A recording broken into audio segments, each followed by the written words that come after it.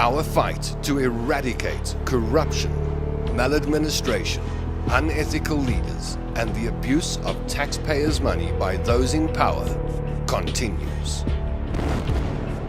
It's fresh, it's fearless, and focused. The Outer Hour, where your voice matters.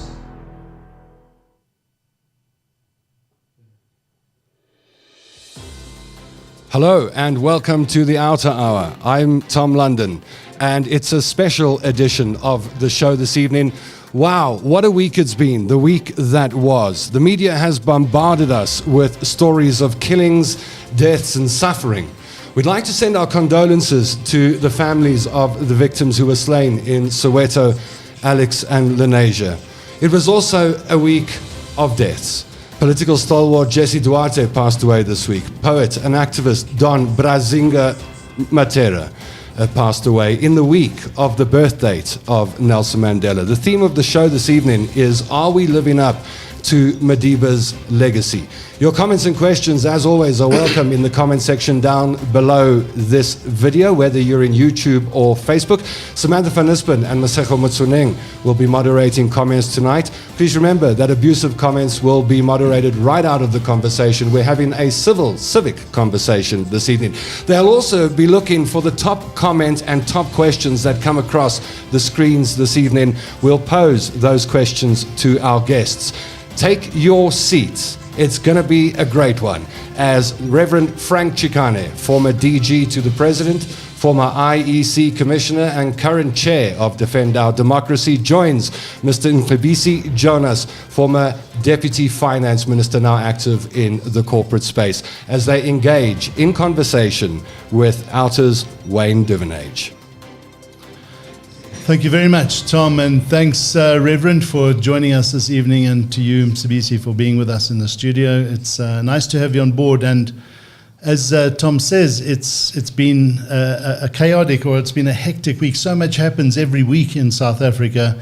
Next week will be no different, but we are in probably the toughest time we've been in a long time, with inflation at the highest levels we've seen in 13 years, the repo rate going up. Next week, petrol prices where they are, electricity costs going up, as well as the load shedding. The list goes on. And while we're in this tough place, tonight we just want to talk a bit about Madiba's legacy. It was his birthday earlier this week, and we celebrate Madiba because I think without his leadership and his poise and his character and strength, we might not have got off to the start that we got off to. And I know, Frank, you were very close to Madiba, and we're going to hear some of your insights on that.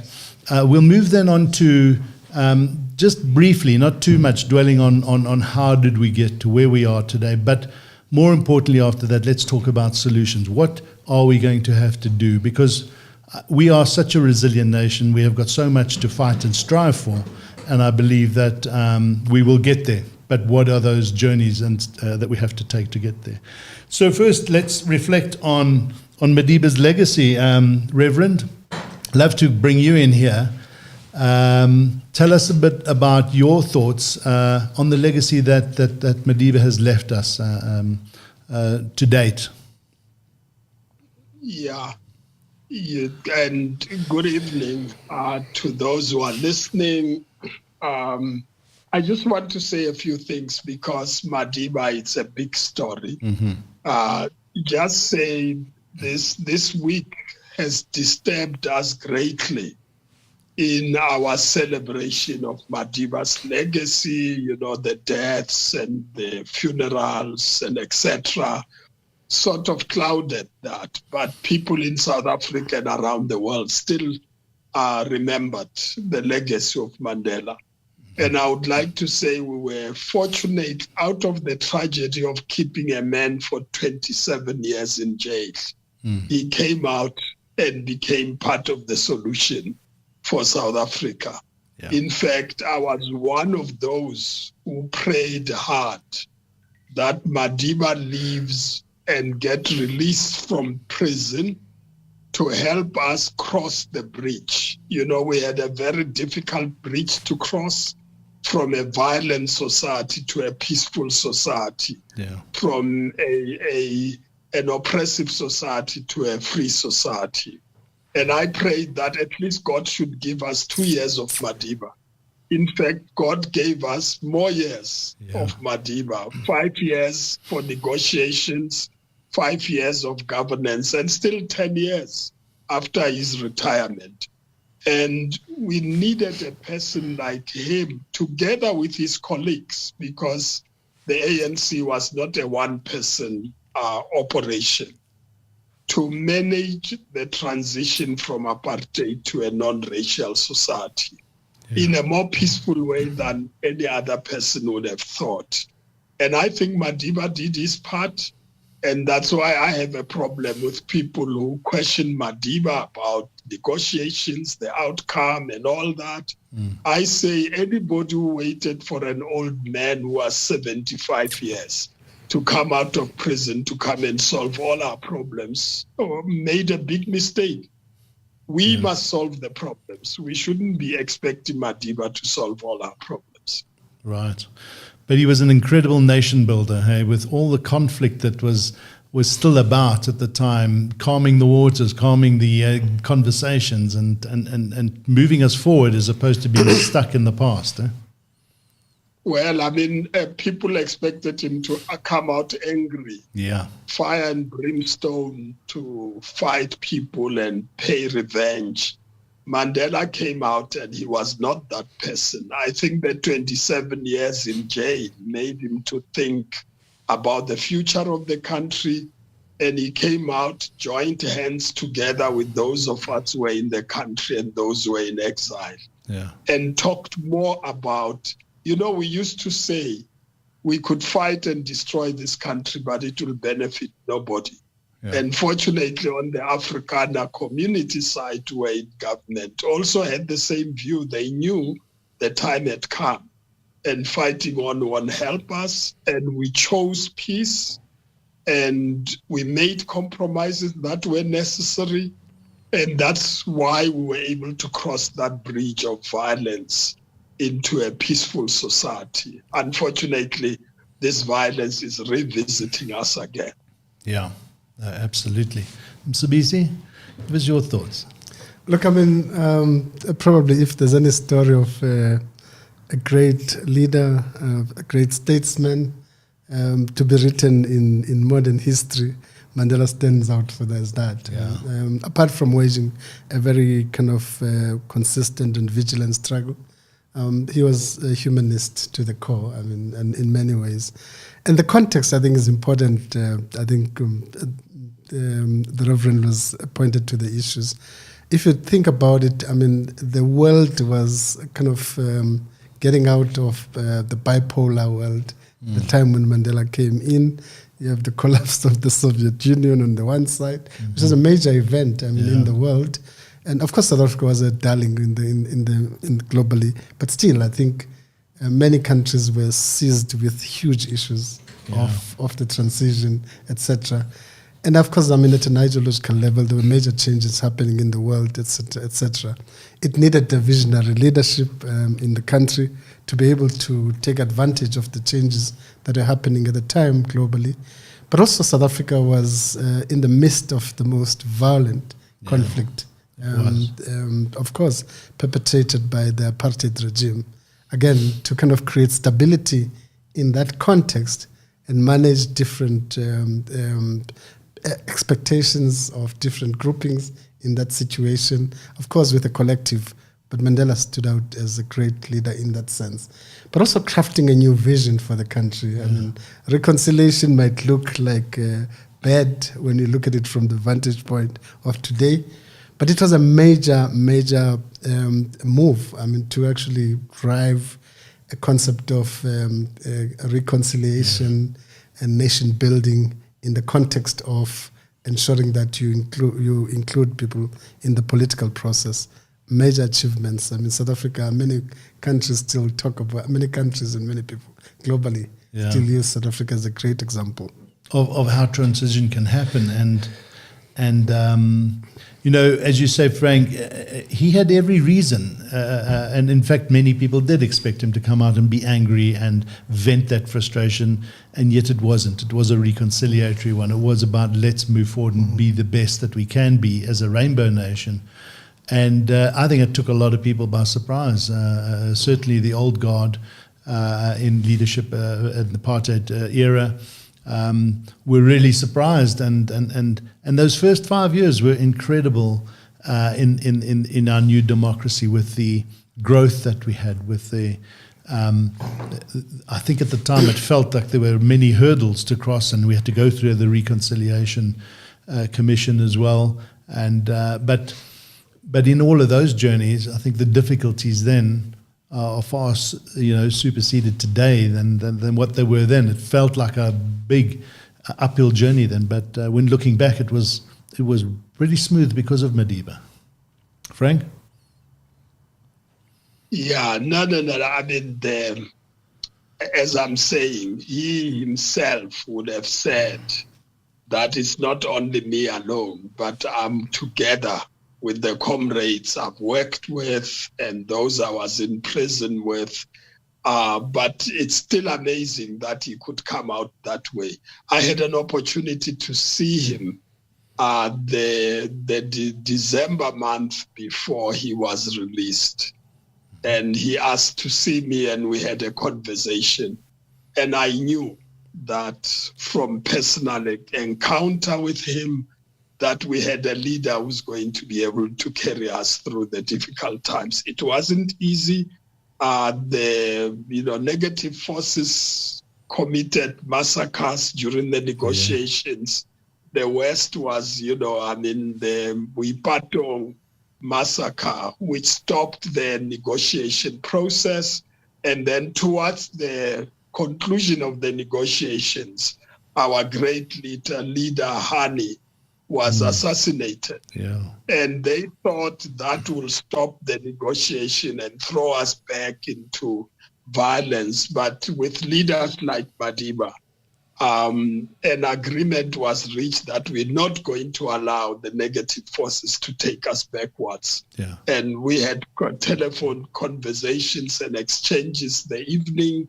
During that evening, in fact, that's the night when the former president de Klerk called me and never talked to me. I was general secretary of the Council of Churches at that time. And he called and said, what should we do? Because we have to get the police to keep law and order. Yeah. And I said to him, keep the police away. The people's leaders will take care of the situation. And nobody died. Yeah. Out of that experience. And that shows the commitment of the leaders and people of South Africa to find peace, normalize the situation, and give change an opportunity to repair the damage that apartheid had caused. And I think we did that. I mean, the first 10 to 15 years or so of democracy, there was a huge push to transform this society. We don't have time to talk about that. Actually, many people forget that. Mcebisi, Jonas, you'd remember by 2007, 2008, the economy was growing at 5.6%. Yes. And we had targeted 6% to deal with poverty in this country, because without dealing with poverty, you will not have peace. Yeah. And so, but things turned around, unfortunately. Yeah. And we have lost some of the gains that we made. Yeah, so sad. And I think let's get into that part of the conversation then. Mcebisi, I remember meeting you for the first time on, I think it was the 30th of March or shortly after in 2017, when Jacob Zuma had made the decision to remove you and Pravin from Treasury. We were shocked as a nation. And I remember Mark Hayward, myself, and Zwelinzi Mavavi having a conversation, setting up a camp outside Treasury's office in Pretoria Square, Central Square Park, and we told our supporters, come down. We can't allow this. We have to demonstrate this. And within a week, by that Friday, the 7th of April, we had about 200,000 people around the country protesting, marching, middle-class South Africans as well. It was very unusual, and it just spread like wildfire. We thought it was going to be a march to the Union buildings, but everybody across the country, from Cape Town to eThekwini to Mbombela, were asking, we want to also protest. And it was a case of do what you need to do, get your permissions, and let's show this country that we're disgusted at these decisions that were being taken at the time. Praveen called 10 of us into the Treasury office before you vacated and told us exactly what it was. And while we could understand what was happening, this was hijacking of Treasury without any, trying to dampen that story down. But take us through those moments. It was really a turning point, I think, for the country when they realized what was happening. Okay. No, thank you very much, Wayne. I think if you go back, there was a longer process, I think, that was going on, probably away from the public eye. And it started off by the capturing of key state institutions and key state agencies. And in many ways, I think the first, in my view, I don't know, Fundisi, what yours thought would be, but I always think that the first point of capture was the presidency itself, actually, when you look back in that period. And I think the next part of the capture was the state, the security structures of government, as it were, the police, the Hawks, the NPA, intelligence, etc. And those are the kind of, and the NPA, obviously, were the second tier of the capture. Now, you must also remember that even in capturing the security structures, there was a lot of extraction of money out of the system, basically, as you do that. And later on, obviously, there was a massive, I think, push on state-owned enterprises in a big way. Started off with Transnet, as it were, and from Transnet, I think Eskom was the next to follow, and it was interesting. Because one of the things that fascinated me throughout that process is that the number of people who participated was almost, you could count them. And I remember, if I count back, I counted about 121 people who were being circulated around, placed in state-owned enterprises as board members, and shifted sometimes as executive members, shifted as advisors, etc., etc. And new companies were established to actually aid the extraction, as it were. And it reached a point where I think it became very clear that to continue with that, and that's probably something that we've not emphasized in the discussion on state capture. The fact that actually you had to externalize money. It can't continue. You won't have the money hidden in mattresses. It has to be externalized. And that's what happened, I think, in massively. I think you saw money leaving the country into Dubai accounts and elsewhere, where we don't know. And the second part, of course, is that, the arrogance was becoming stronger. They decided that they must have their own bank, as it were, so that they not, particularly after the banks acted, they started bringing this Indian bank. They were trying also to buy another bank, etc., which was blocked by Treasury. Bank of Baroda was one. The Bank of Baroda, and they tried to buy another bank, and an incident that was blocked by Treasury. My view, I think, is that the push for capturing Treasury was driven by three things. One, I think it was the big need for a banking license, so that we established their bank, essentially. And if you recall, I think days before we got fired, we were already having a case in the Pretoria High Court on the fact that the Guptas were saying we're not giving them the license, and we have to give them the license. The second, I think, push for Treasury was around managing the audits, whether it's forensic audit or the normal audits, just getting charge of that. The third, which is probably less stated, was about trying to capture and complete the capture of SARS. Yes. And there were two dimensions to this thing of SARS. I mean, one was that there was a big proposal driven by proponents of the Guptas in government to set up what they called the Border Management Agency. The idea was that they would take probably 30% of public revenue. And I calculated at the time, they wanted to take control of about 330-something billion of public revenue through the agency, which was going to be shifted to Home Affairs, and with of course Gigaba was the minister at the time. We're running battles around this initiative, as it were, and I guess the thought was, if you remove the current incumbents, you'll be able to effect all of these things very quickly.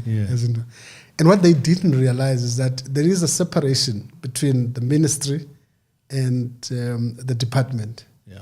And I mean, removing the minister, you then have to confront the reality that you've got to get the department to do what you want them to do. And I think if you realize that despite all the attempts, the period after we're fired became difficult for those who occupied Treasury, because they couldn't quickly do what they needed to do. So in a sense, I think if you summarize what I'm trying to say is that it was a combination of deploying people into state agencies. It was also a combination of interfering with government planning so that and policy formulation process, so that you direct policy, etc., and shift it in particular direction. It also included commanding a force of professionals, in political individuals that would actually become the choir or the army that drives the process of capture. And I always think that there are big lessons, and we'll come back to that later. Thanks. Yeah, no, it certainly was, and we remember Des van Rooyen very briefly, and that was so. The intention was there right from the beginning, but fortunately, Praveen, yourself were in Treasury, but you must have seen all this stuff happening, these attempts to get their hands on the till, so to speak. When you left, there were a lot of good people in SARS and Treasury who were going to stop them as well. As you said, it wasn't just about the minister being able to do what he wanted to do. He was going to have a tough time. But what were your thoughts? You're on the outside and you see now the advisors of the Guptas are all inside Treasury trying to find out how they can get their hands on the money as quickly as possible. You must have been getting a lot of feedback from the inside saying these guys are cowboys and they're really out of hand. Yeah, I think it became very clear that was the agenda. The more positive part, obviously, is that mobilization in the public organization like OUTA and a couple of SACC, etc., was useful because it started putting spotlight onto what was happening. Right. Because it was a coup. It was a silent coup. Because if you think about it, state power has shifted from the State House to the Saxon world and to the Shebeen. and clearly that if that didn't mean a coup, and it was also an embarrassing moment for the ruling party, I think, because suddenly people realized that actually there is a deeper state than the one that they're running. And I think from that, things started to gel quite quickly because within the year, by December that same year in 2017, the ANC elections came and things changed.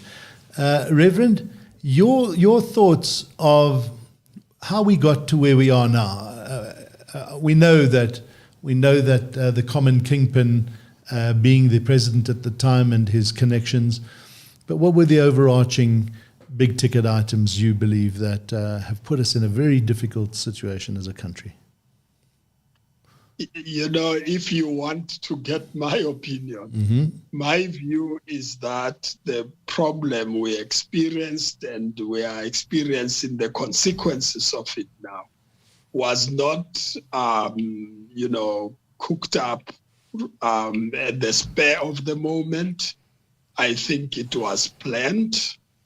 And there were people amongst us within the liberation movement who were not there about the liberation of this country and creating an equitable, non-racial, democratic South Africa. And you could see it, and we don't have time. From the time I went into government, and there were indicators already. And by the time, of course, we had the Shabir Sheikh case, that sort of elevated, put a spotlight on the activities within the ANC, and Mbeki gets removed. And as you would know from my book, which got me into trouble, I couldn't understand why he was removed 7 months before his retirement. Yes. And we were planning, I was one leading the process of farewell functions, and we were going to put him on a plane to go and say bye-bye to the leaders of the world, come back, and we celebrated the elections happened. Nobody expected him to stay, but they removed him because the plan was that as long as if he's still there, the case against the former deputy president would not be killed whilst Mbeki was there. So they needed, when I say kill, I'm using a literal word of saying remove the case. And then President Zuma becomes president. Between then and 2014, I don't have the details, but I don't think it's an accident. Exactly. I don't believe that the Guptas came here by accident. I don't believe that the president simply arrived. Mr. Jonas talks about, the capture started with the presidency. I was going to say the security establishment. Now you've made it clearer. But it would mean that the president captured the presidency. Yes. Because there's no way of doing it that way. And then you go to the security establishment, etc. It was indeed a coup, planned one. It's too scientific and systematic to take it for a chance. Yeah. And you can see that there were those who were drawn into this game thinking it's black empowerment, we are changing the economy, when in fact it was looting. Yeah. When I saw the furniture of Dinel, one of the best, arms manufacturing entity in South Africa. In the world. Furniture, in the world. And the furniture being auctioned last week.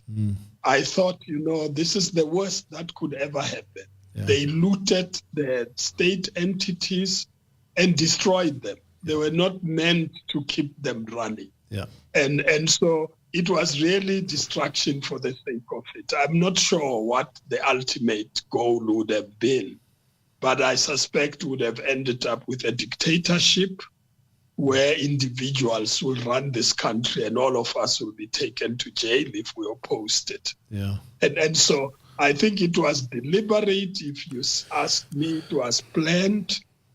It was systematic. And the Guptas were not an accident. I saw the Guptas appearing in a state function of a head of state, around a table. And I saw, because I was Director General, I asked the protocol people before the dinner to say, why are there, we don't get family members attending a state event. You have one ESCOM CEO or the chair, but not both, because it's tight. Yeah. Now you've got a family that's in our list. I didn't know them. Sure. And I asked, and then I discovered they were brought in there and they were in the list, and I won't go into the details now. The point I'm making is they came zeroed on leadership across the board, even to local governments, targeted children of political leaders. It's not an accident. Yeah. And therefore, there was a conspiracy, and I call this a treasonable act. It's a coup and it's treasonable, and people who attempted this actually should in a normal society be charged for treason. Yeah. Absolutely. And it unfolded. As you were saying, so much was happening that we weren't even seeing. But what we did see were exposed by the media. Headlines today, gone tomorrow. There was this impunity conduct that when we used to see Duvenag's name in the media for every week, literally, during that period where she was plundering and really interfering with SAA. And all these cronies put into these positions, but it had started a long time before that, as you say, in Kandla and even with the arms deal. But once he came into power, that I agree with you there, Reverend. There was a deliberate plan. It was well mapped out. We saw when we analysed the financials or the balance sheets of all the SOEs within a couple of years.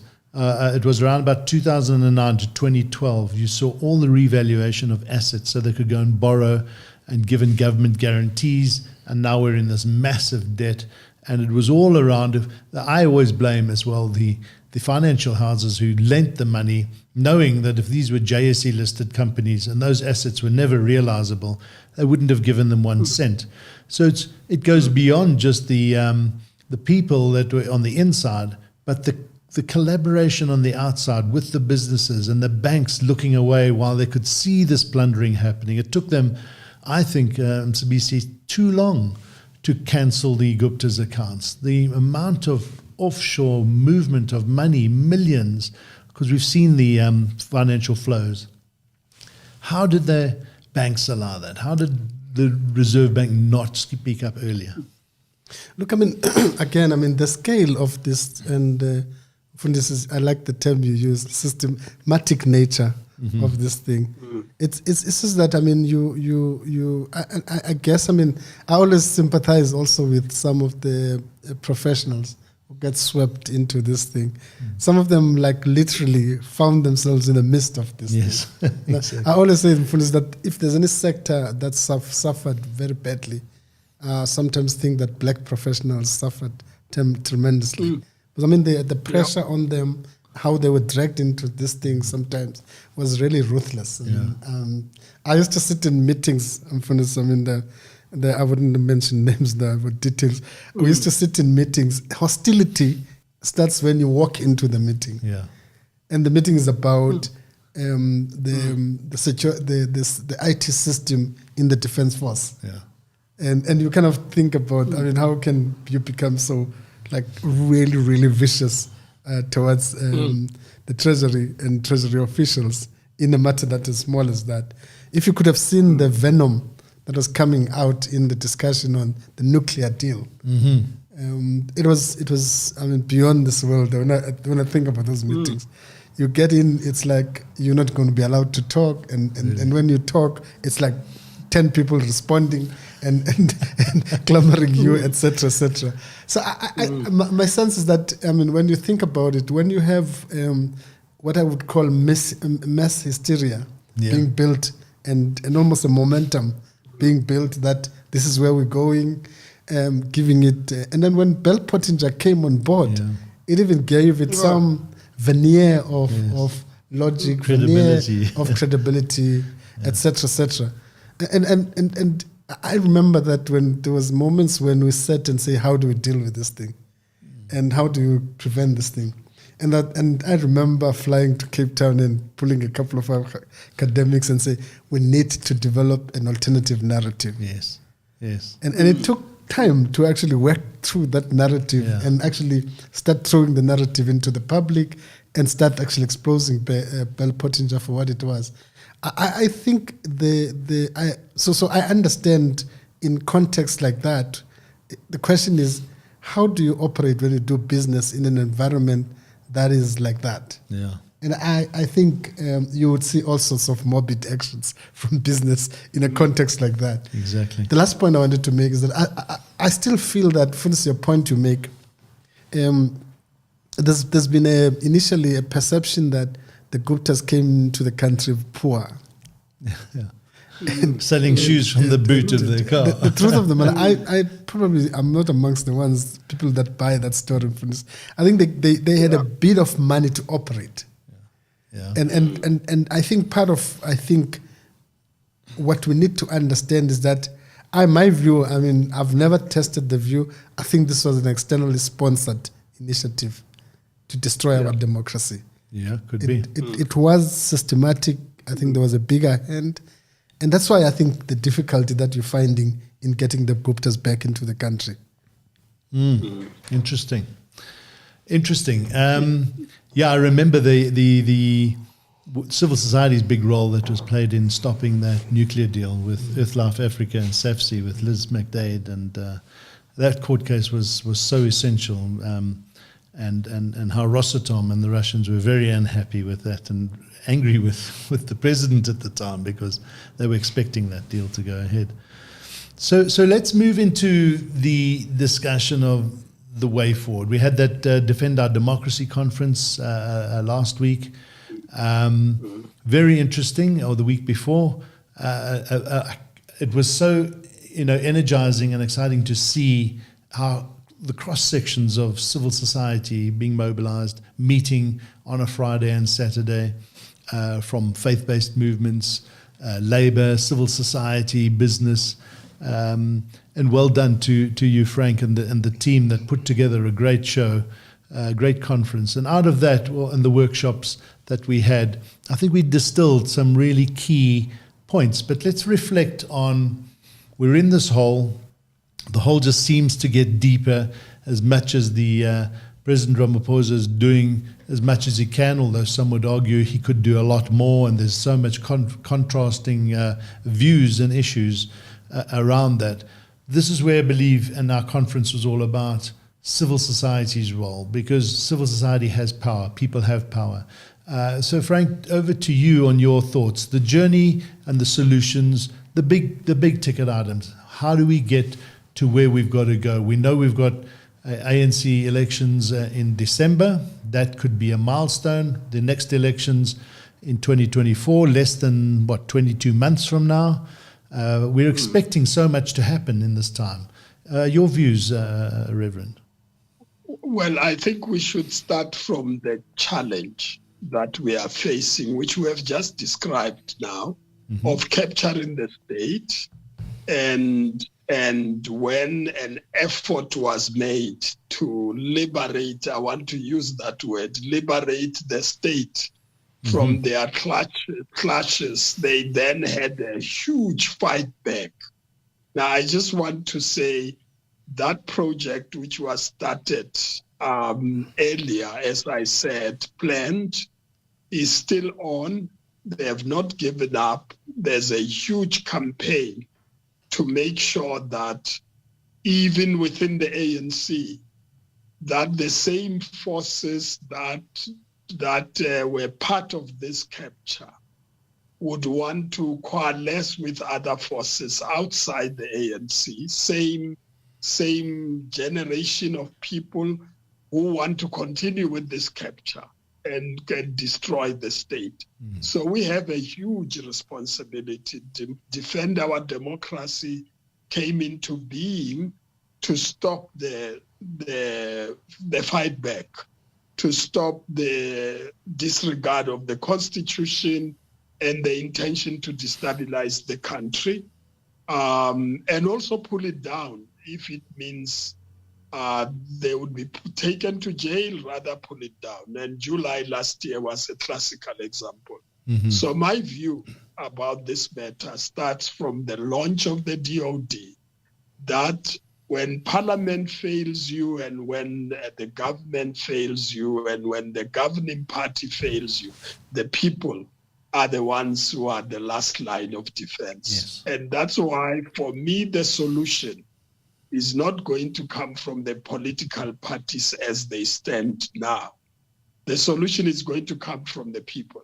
And the people is not unorganized people, because the negative forces understand unorganized masses can help you.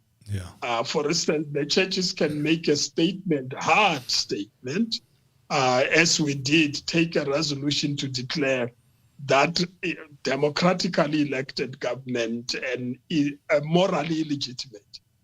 but they knew we'll stop with the resolution, but it won't go down to the congregations of the Methodists in their millions, the Anglicans in their millions on the ground, or the AFM, my church, in their 1.5 million. They know it ends up with the leaders and they can continue with the rot. Yeah. What we need is an organized South African society with specialized people, task teams dealing with various issues. I mean, the information I have is that they know they won't win an election in 2024, but they don't care. They will give you a corrupt leader because they know they intend to corrupt the electoral system. So if you can corrupt the party electoral system, you can corrupt the national electoral system. And so we have a huge task to protect the electoral system, to protect the constitution, whilst we fix the disaster like ESCOM and sewer running in the streets and, railways being picked up. I mean, people in Soweto don't have a train. Yeah. And people in Kaelisha don't have a train. It's only now that an effort is being made. And so we will, by 2024, they would want to give us a team of people who are going to continue with this project, and we have to stop it. Yeah. We don't have a choice. And there's no shortcut, but mobilize the people the way we did up against the apartheid system with the United Democratic Front, structures on the ground, up to street committee.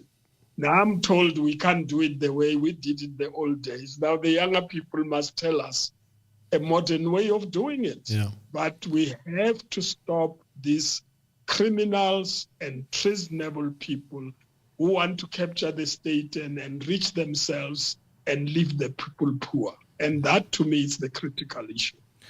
I like what you were saying earlier, and it didn't occur to me that there would be possibly an attempt on corrupting the electoral process. We are in the space of trying to get the electoral reform, which the Concourt has ordered 2 years ago. They've missed the deadline. They're dragging their feet. And that's a good point you raise. And we're going to have to keep our eyes on the IEC and what happens there, because these elections cannot be stolen. You're quite right. I think all the projections suggest that there's going to be well below 50% for the ANC, depending on how we can get the electorate to vote, to come out and vote. And I want us to reflect a little bit about what those options are. I love what Songezo Sibi is doing with the Rivonia Circle. There have to be other ways to change. People in power, coalition politics is coming. But before we get into that space, Mcebisi, your views on going forward? I probably concur with Mfundisi on the issue of, I think fundamentally we have to start off by ensuring that we mobilize. And I wanted to add, Mfundisi, and enhance public education or civic education around people's rights, the importance of voting, etc., etc. Because that's very important, but also to show that the connection between corruption and the deteriorating conditions of living and standards of living across the board. And sometimes we don't make the connection. We read the CPI number, we do all these things, but we don't really show the connection that actually you don't have electricity simply because of corruption and state capture. And that connection is direct. Yeah. And I think in our articulation publicly of these things, we need to start showing that. At a local level, I think our municipalities are at their worst also at the moment. And then I think, I always make a joke to say, in every municipality, there's a little Gupta operating. You're right. And the truth is that I think people know these people. And I think we need to educate the public to say, expose them, talk about them openly, and engage at a local level. So we are right in front. The level of mobilization needs to be extensive. It needs to be deep, actually. But I always think that we also need to add another element to the mobilization, that it has to be rational in terms of the quality of the debate. That's why experts are important, and because otherwise you'd slide into populism. And I think which is also equally counterintuitive.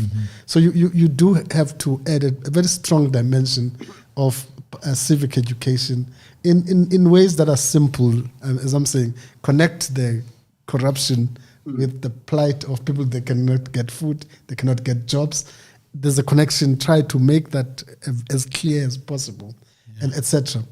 There are also things around historical things that I think there are ways in which politics used to run, and which need to change. Well, I mean, if you think about electoral processes in political parties, quite frankly, this still very opaque, to say the least. Quite frankly, I mean, many of those kind of electoral processes are the most undemocratic, I mean, in their nature. And people must start engaging with not only just the broad electoral system in the country, but I think we need to actually look at how the electoral process in parties is captured itself. You know, money, use of money, and etc. around this thing. Because it gives us outcomes that we do not even think about or expect in this thing. So that's the first layer of this thing. But in the substantive issues that we need to put on the table is expecting better service from government in all critical areas of need. I mean, whether it's water and sewerage, education, etc. And I think we need, as part of this kind of mobilization exercise, we need to find a mechanism of really demanding better service from government in all the critical areas of need. And that would begin to talk about how do we transform the public service, how do we build, improve the credibility of the state and the capacity of the state to deliver on some of the things that we're talking about. Yeah, good point. Can I just say, carry on? before you say that, can I just say that in addition, the declaration from the Conference on Democratic Renewal and Change talks about specialized task teams. And I'm hoping that we'll be able to do that around each challenge like ESCOM. Form a specialized task team to look at it, and so that we become part of the solution rather than just complaining. Exactly. Take at a municipality like in the Val where the sewer has been running for years, to say, bring experts there to look at it and say what we can do about it, and where government should do it, put pressure on government to do it. Yes. Or take, for instance, in the dam in Jane Fess, we went on a road show as DOD that defend our democracy. And when we were there, we talked about the dam that the government built and spent millions or billions of money there, but there's no water. They even put pipes to the community, but there's no water. The farmers get the water, the mining industry gets the water, but the people are not getting it. Yeah. And so I said, you just need a good engineer, water engineer, to come and assess this and say what happened. And I'm sure that the money that was supposed to make sure the water goes to the people was taken away into people's pockets. Yeah. And remember, that money that has been stolen was not just for corruption, but it's because they needed the money as a war chest to keep in power. And we shouldn't miss that point. Not at all. And I like your points from the conference. We need to get some specialized task teams, and at ARTA we're going to be very looking forward to working with you on that. We've got specialists in energy. We've got specialists in water, the areas that we focus in. And I've no doubt we can build some fantastic teams that are going to have to shake the tree. But I want to come back to what you were saying, Mcebisi. Service delivery. Saddest thing is too many people are born into poverty and don't know what they should know about good service delivery. So they start to expect, and the expectations are lowered. And that education process has to go out there. Schooling has to be, we cannot allow kids coming out of school and being unemployable in the way they are. They should be demanding good clinics. And as you say, Reverend, water, this is not a luxury anymore. These are things that we expect of our government. So in the local government space, where so much of this demise is taking place, and as you say, there's a little Gupta in every, or many of our municipalities. The Auditor General for 10 years has been telling us what it is like, and it's not getting better. So the information is there, but nothing happens, nothing changes. This notion we tested last year, the society tested on independent candidates. I would have expected a little bit more traction, but there were some good indications of what might come from that. And yet, those municipalities are still failing, and they are still in the wrong hands. Many of them, not all of them. There are some that are working well. What is the solution in local government? If you look at the levels of participation, they've been declining in local government. They've been declining. Less than 40%, 45% in the last election. And it's almost like, apart from raising questions about the legitimacy of the state, because I think if you have voting below 50, it should say something about how credible it is. Beside from that, I think part of the Defend Democracy campaign should also be about civic education on the importance of voting. Yeah. Because I think we have to get people to vote, Because apart from voting, beyond voting, we have to actually run another program about the importance of participating in monitoring and becoming vigilant about what's happening in the local areas. So we need to kind of create models of citizens' participation on a continuous basis, apart from voting, or in addition to voting. And that's probably, I would think that when we talk about street committees, etc., maybe they might not be the greatest vehicles now, whether they worked in the 80s. But I think that you could organize local communities around core issues. You could have water committees, you could have committees that are looking at electricity, committees that are, because over time, if I think back from this in the 80s, you have a lot of civic and activists from the ground, political activists from the ground, who ended up being experts on understanding how business works as a result of consumer boycotts. Some of them ended up understanding better the electrification program through engaging with it on an activist platform. So some of these things might look technical in a sense, but I think through focus groupings, you could enhance public education on issues around how ESCOM works, how electricity is delivered and distributed and transmitted, and what are the inefficiencies in the system, whether what you're paying for is what you should be paying for, etc. And the role of municipalities and the add-ons. Part of the problem at municipalities use electricity as a revenue source. Yes. They add huge amounts on top of what ESCOM is charging, sometimes unreasonable. Not allowed. And to a point where they almost discourage business.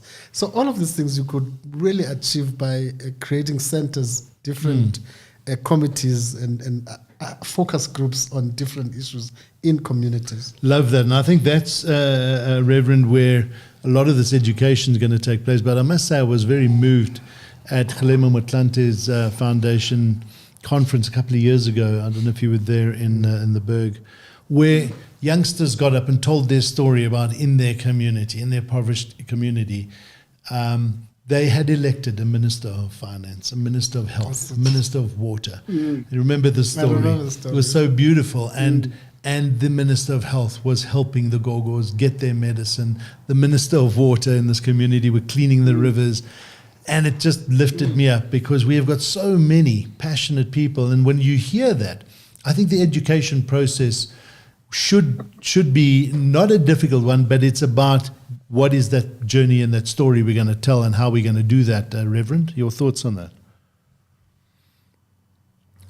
I think this is correct. The methods would not be the same. But indeed, we need to get people involved based on issues that affect them. By the way, there's no way in which we can reach the intellectuals and people who are privileged based on debate about the constitution, etc. The ordinary people on the ground in the townships and rural areas.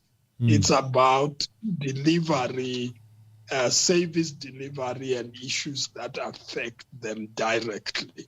And that's why, for me, these task teams would be around issues that affect each one of those communities, and it might be multiple structures within a community, or it could be one structure. It really doesn't matter. Yeah. The communities should themselves take on the issues on the ground.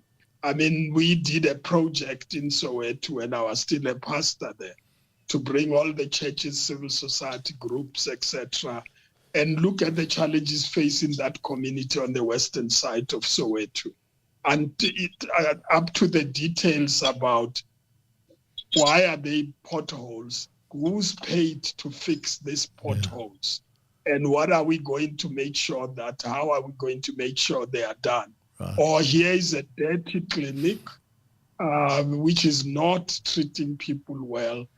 Who's supposed to be doing this and who's paid to do this, which is not happening. So if you have got community getting involved themselves, the consciousness and the education, which Mcebisi is talking about, then is factored in and people get mobilized, and there's no politician who can come with a story and make them to vote for them.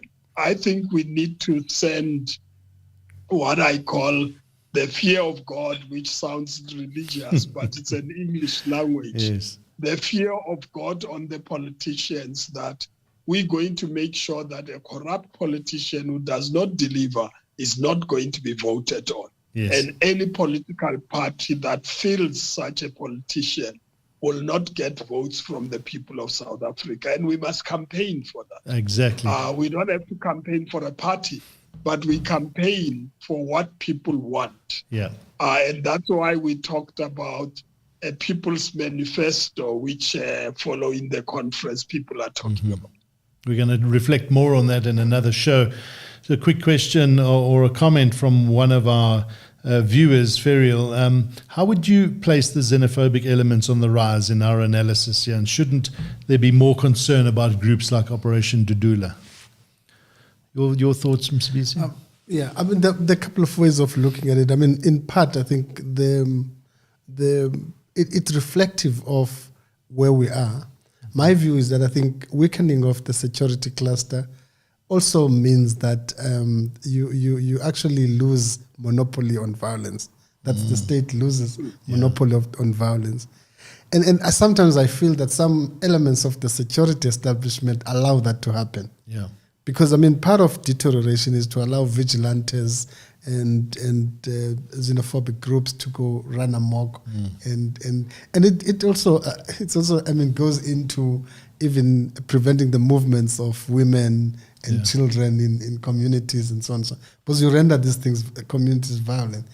My view, it's a very important step towards a failed state, basically. Yeah.